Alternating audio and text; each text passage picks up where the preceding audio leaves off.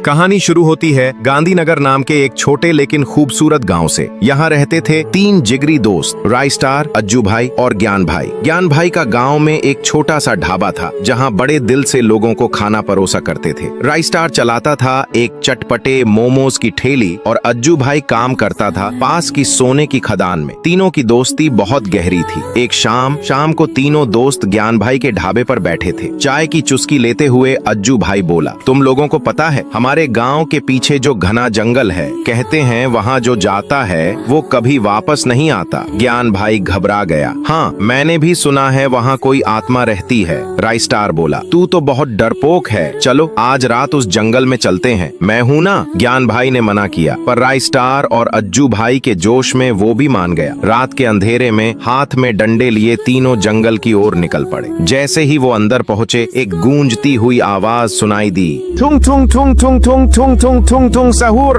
ज्ञान भाई घबरा गया। ये कैसी आवाज थी? राइस्टार बोला, चलो अंदर चलते हैं। थोड़ा आगे जाने पर उन्होंने देखा एक बड़ा पेड़ जिसके चारों ओर जड़ी बूटियां और चमकीले फूल थे। राइस्टार हंसते हुए बोला, ये देखो, जहाँ आत्मा की बात कर रहे थे वहाँ तो कुछ नहीं है। लेकिन तभी फिर वही आवाज आई, थुंग थुंग थुंग थुंग सहूर। अब राइस्टार बोला, लगता है इस पेड़ से आ रही है, काट डालो इसे। जैसे ही उन्होंने पेड़ काटा, तभी उसमें से निकलता है एक सूखा लकड़ी जैसा जीव जिसकी बड़ी बड़ी आंखें और हाथ में एक भयानक छड़ी होती है। तभी उसे देखकर सब घबरा जाते हैं और घबराहट में अज्जू भाई से छड़ी चल जाती है जिससे वो सूखा लकड़ा मारा जाता है। राइस्टार दुखी आवाज में कहता है, ये तुम दोनों ने क्या कर दिया? हम तो बस देखने आए थे, लेकिन तुमने उसे मार डाला। अब भागो यहाँ से। फिर वे तीनों उस जंगल से रात को ही भाग जाते हैं। अगली सुबह राइस्टार और ज्ञान भाई दोनों बाइक से जा रहे होते हैं। तभी सड़क के किनारे भीड़ देख के ज्ञान भाई बोला, रुक राइस्टार, कुछ गड़बड़ है। दोनों धीरे धीरे कदमों से भीड़ के पास जाते हैं और देखते हैं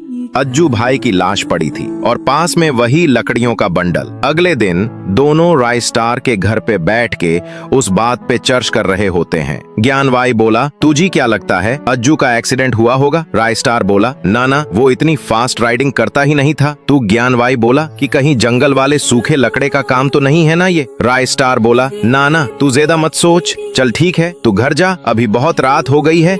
ज्ञान भाई बाइक से निकला। रास्ता सुनसान था। अचानक धुआं सा उठा और सामने एक सूखा पेड़ आ गया। ज्ञान भाई बाइक से उतरा और जैसे ही पेड़ के पास पहुंचा, वो गायब हो गया। पीछे से फिर वही आवाज आई, थुंग थुंग थुंग थुंग सहूर। जब ज्ञान भाई मुड़ा, सामने वही सूखा लकड़ा था। ज्ञान भाई कांपते हुए बोला, तू तो जंगल में मर गया था। प्राणी बोला, बदला। और अगली आवाज सिर्फ ज्ञान भाई की चीख थी।